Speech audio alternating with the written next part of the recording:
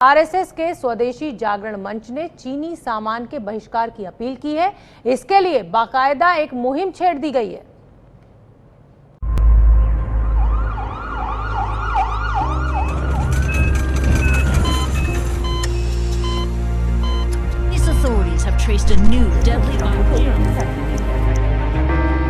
जिस चीन से दुनिया में मौत बांटने वाली भयानक महामारी फैली,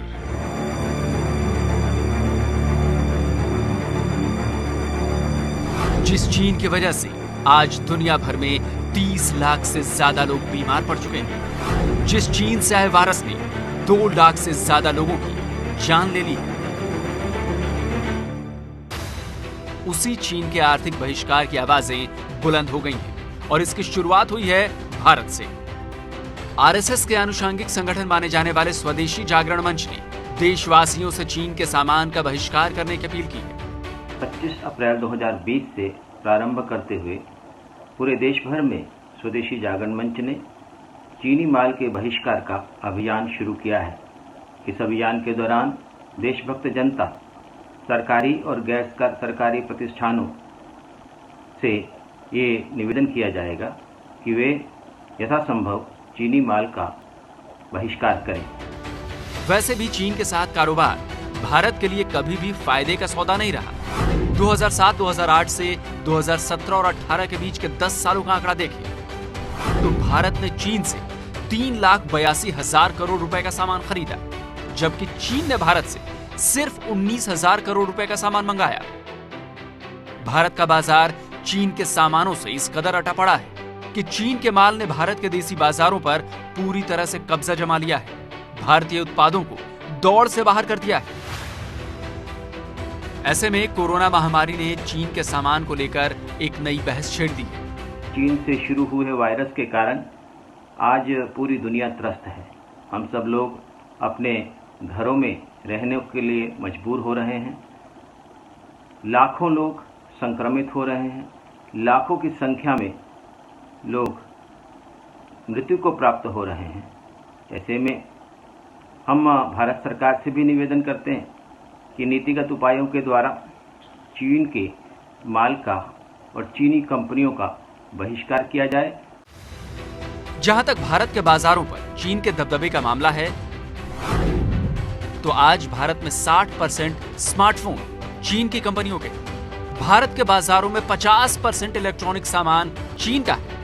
यही नहीं, चीन के खिलौनों का तो भारत के 80% बाजार पर कब्जा है। चीन की 100 से ज्यादा कंपनियां भारत से अपना कामकाज चलाती हैं। इसका मतलब यह है कि चीन की अर्थव्यवस्था की मजबूती में भारत के बाजार का भी एक बड़ा योगदान है। इसलिए आर्थिक मोर्चे पर भारत की तरफ से पड़ने वाली कोई भी चोट चीन को बहुत बेचैन कर सकती है।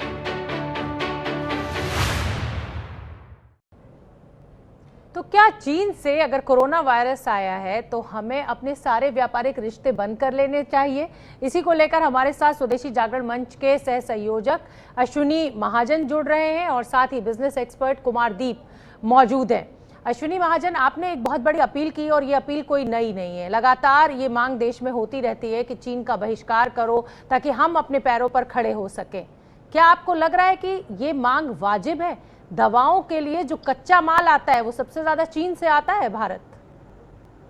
देखिए, पिछले लगभग 20 सालों से जब से चीन WTO का सदस्य बना है, उसने हमारे देश में WTO के कानूनों का बेजा इस्तेमाल करते हुए हमारे देश में अपने सामान को डंप करना शुरू कर दिया।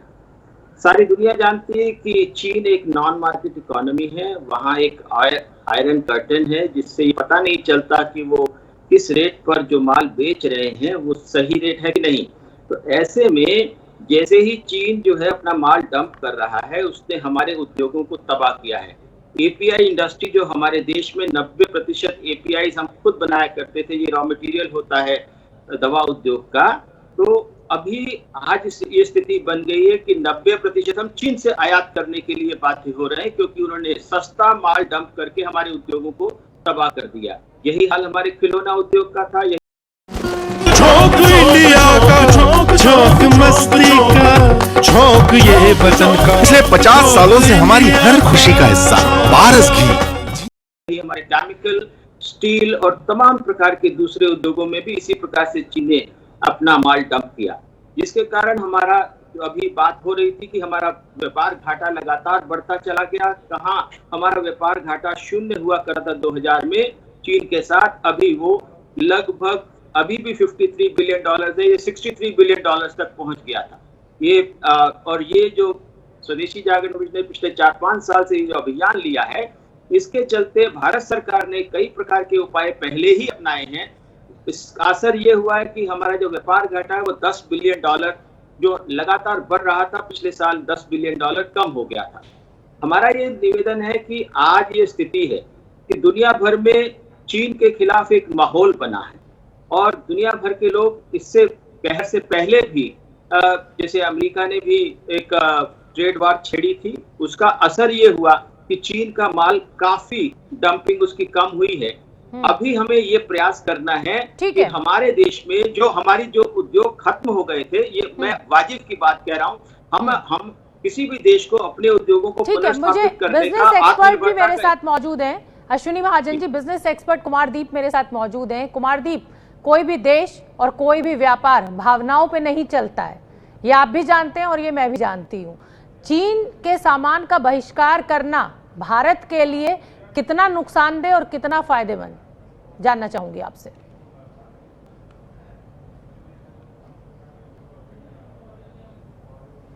वर्ल्ड में एक तरीके से उसको बिल्कुल अलग थलग कर देना लगभग असंभव ही है, जिसको अंग्रेजी में कहते हैं डीकपलिंग ऑफ द इकोनॉमी। तो अब जो अगर डीकपलिंग की बात कर रहे हैं तो डीकपलिंग के लिए इसमें काफी हमें मेहनत करनी पड़ती है और ये इतनी आसानी से डीकपलिंग नहीं हो सकता। कुमारदीप, मैं कुछ आवाज में आपके बहुत दिक्कत है, कुछ श्रीक साउंड आ रही है, मैं उसको ठीक कराने की कोशिश करती हूँ। तब तक मेरे साथ महाजन जी भी जुड़े हुए हैं। अश्विनी महाजन जी, जैसे कि जितना भी हम सुन पाए कुमारदीप को, देखिए बहुत आसान नहीं है चीन को एक अलग थलग कर देना। बहुत सारी चीजों में हमारी मतलब कहा जाए कि हम चीन के ऊपर ही निर्भर हैं और भावनाओं से नहीं चलता है देश। पहले हमें अपने को मजबूत बनाना होगा, तब हम चीन को इग्नोर करने की बात करें। इसीलिए मैं आपको से निवेदन कर रहा था कि हमें जरूरत इस बात की है कि हम चीन से जो सामान अभी मंगा रहे हैं उसका देश में कैसे उत्पादन बढ़ाया जाए। अभी भारत सरकार ने भी एक प्रयास शुरू किया है। अभी एपीआई के लिए एक 3000 करोड़ रुपए की एक योजना लेकर के आए हैं कि हम अपने देश में एपीआई बनाएं। 42,000 करोड़ रुपए की योजना लेकर के आए कि प्रोडक्शन लिंक्ड इंसेंटिव दिया जाए ताकि जो चीन से हम इलेक्ट्रॉनिक्स और टेलीकॉम का कहीं न कहीं हमारी पॉलिसी भारत में किया जाए। बिल्कुल महाजन जी, अगर हम चीन पर इतना निर्भर हो गए तो कहीं ना कहीं सरकार बतौर सरकार हमारी जो नीतियां बनाई गई हैं उसमें कमी रही है। छोटे से ब्रेक के लिए मैं यहाँ रुक रही हूँ और ब्रेक से लौटकर हम कुमारदीप से जानेंगे कि चीन पर हमारी कितनी निर्भरता है और क्या हम चीन के बिना सरवाइव कर सकते हैं। देख रहे हैं एबीपी न्यूज। लगातार ये मांग की जा रही है स्वदेशी जागरण मंच के द्वारा कि जो चीनी सामान है उसका बहिष्कार कीजिए क्योंकि कोरोना वायरस चीन से आया है।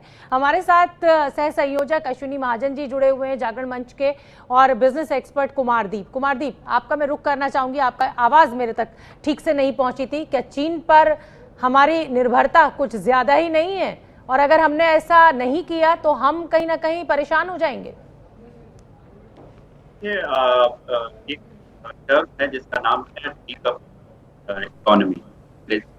तो आज एक जो वैश्विक बाजार या वैश्विक जो व्यापार चल रहा है जिसे ग्लोबलाइजेशन कहते हैं, वहां पर किसी भी देश को बिल्कुल ही अलग थलग नहीं किया जा सकता। आप सिर्फ बात कर रहे थे, अभी हमने बात करी कुछ चीजों की, जैसे दवाइयों के बारे में बात करी, हमने मेटल सेक्टर के बारे में बात करी, लेकिन एक बहुत बड़ा बाजार भारत और चीन के बीच कृषि का है, जिसमें कि खिलौनों की बात तो हमने करी, लेकिन कृषि का भी एक बहुत बड़ा बाजार है जिसमें कि बहुत सारे सामान भारत से चीन में जाते हैं और फिर वो बन के जो पूरी तरह से बना हुआ सामान है वो भारत आता है। इस तरह से स्मार्टफोन्स की हमने बात करी। एक आंकड़ा ये हमने बात करी कि तकरीबन 60% स्मार्टफोन्स जो भारत में बेचे जाते हैं या अवेलेबल हैं, स्मार्टफोन हो, लैपटॉप हो, अधिकतर वो चीन से आते हैं। इसके पीछे अगर आप देखें जो कल पुर्जे हैं इनके, उनका निर्माण जो है या तो चीन से हो रहा है या चीनी कंपनी झोंक मस्ती का, झोंक ये वतन का। पिछले 50 सालों से हमारी हर खुशी का हिस्सा वारस घी कंपनियों के द्वारा वो साउथ ईस्ट एशिया के दूसरे जो देश हैं, जैसे वियतनाम हो गया, मलेशिया हो गया, फिलीपींस हो गया, जहाँ की चीन का एक तरीके से जिनके बाजारों पर चीन का वर्चस्व है, वहां से होके आता है। लिहाजा एक देश को बिल्कुल ही अलग थलग कर देना वो शायद इस माहौल में मुमकिन नहीं है। दूसरी बात एक छोटी सी बात मैं कहना बड़ा सवाल और उठता है, और वो बड़ा सवाल ये है कि अगर आज हम इस स्थिति में हैं कि हमारा 60% बाजार चीन पर निर्भर है, तो गलती किसकी है? ये गलती तो हमारी अपनी नीतियों की है ना, कि चीन हमारे देश के अंदर इतना घुस चुका है कि हर चीज, और तो और हमारे दिवाली के लक्ष्मी गणेश जी भी चीन से बनकर आ रहे हैं। देखिए, मैं आपको एक छोटा सा उदाहरण दूंगा। मैं अभी कुछ दिनों पहले बाजार गया था बेकिंग सोडा खरीदने, फल सब्जियों को साफ करने के लिए। अब वो बेकिंग सोडा भी मैंने देखा कि चीन से ही आ रहा है। अब ये केमिकल्स का व्यापार है। लेकिन जहां तक बात राष्ट्र के नीतियों की रही, देश के नीतियों की रही, देखिए जापान ने ऑलरेडी 2 खरब डॉलर, $2 बिलियन की घोषणा कर दी है कि उन कंपनियों को दिया जाएगा जो कि देश में आकर, जापान में आकर चीन से अपना फैक्ट्री या कल कारखाने हटाकर वो जापान में लगाएंगे। इसी तरह से अगर भारत ही कंपनियों के लिए अपने दरवाजे खोल देता है और बहुत जल्दी से खोल देता है, तो मेरे ख्याल से ये जो प्रश्न आज की डेट में उठ रहा है, आज की तारीख में उठ रहा है कि किस तरह से राष्ट्रगत नीतियों से चीन का रुख मोड़ा जाए, उसका एक जवाब मिल सकता है। क्योंकि शायद 1000 से ज्यादा कंपनियां, अभी कुछ आंकड़े में पढ़ रहा था, 1000 से ज्यादा कंपनियां चीन से बाहर आने को तैयार बैठी हैं। लेकिन उनमें से कितनी कंपनियां भारत का रुख करेंगी, ये देखना पड़ेगा। क्योंकि कोरोना वायरस चीन से आया है, तो क्या हमें चीनी सामान का बहिष्कार करना चाहिए? स्वदेशी जागरण मंच के सह संयोजक अश्विनी महाजन हमारे साथ जुड़ रहे हैं, और हम आपको बता दें कि स्वदेशी जागरण मंच ही ये मांग कर रहा है। मेरे साथ बिजनेस एक्सपर्ट कुमारदीप भी मौजूद हैं। मैं आपका रुख करना चाहूंगी महाजन जी। बहिष्कार की आप बात कर रहे हैं, लेकिन ये बहिष्कार होगा कैसे? लोग तो बहिष्कार तभी कर पाएंगे ना जब हमारी सरकारें वहां से सामान लेना बंद कर दें और हमारे मैन्युफैक्चरिंग सेक्टर को इतना स्ट्रॉन्ग कर दें कि हमें जरूरत ही ना हो।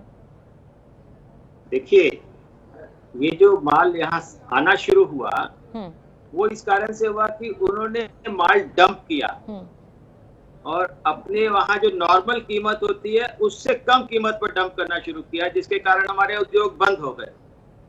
आज ये स्थिति है कि हमारे उद्योग बंद हो गए, लेकिन ये भी सच है कि हमारे उद्योग पहले चलते थे, जैसे एपीआई है, केमिकल इंडस्ट्री, बाकी है। इसके अलावा कुछ उद्योग हमारे पनप ही नहीं पाए, जैसे इलेक्ट्रॉनिक्स, टेलीकॉम। हमारे कुछ उद्योग पनप ही नहीं पाए। देखिए, मेरे साथ कुमारदीप भी मौजूद है। कुमारदीप, एक छोटा सा जवाब दे दीजिए, फिर मुझे ये चर्चा खत्म करनी है। हमारे उद्योग पनप ही नहीं पाए, कौन जिम्मेदार, क्यों नहीं? देखिए, बार बार एक ही बात कही जा रही है कि राष्ट्रगत नीतियों के चलते ही उद्योग पनप पाएंगे, तभी विदेशी निवेशक आके पैसा लगाएंगे। किसी भी राष्ट्र के लिए ये संभव नहीं है कि सारी चीजें वो अपने देश में ही सारे कल कारखाने लगाकर चला सके। भारत का मेक इन इंडिया प्रोजेक्ट जो है वो अब मेक इन इंडिया से assemble in India, make in India for the world होने जा रहा है। उसके लिए भी बाहर से निवेश लाना पड़ेगा। और एक छोटा सा जवाब है, भारत सरकार को इस वक्त बिल्कुल एक फिस्कल पैकेज देना चाहिए कंपनियों को, ताकि वो यहाँ निवेश कर पाएं और चीन से निकल रही कंपनियों के लिए दरवाजे। तो हमें निवेश बाहर से लाना होगा ताकि जो हमारा मैन्युफैक्चरिंग सेक्टर है उसको हम एक नई ताकत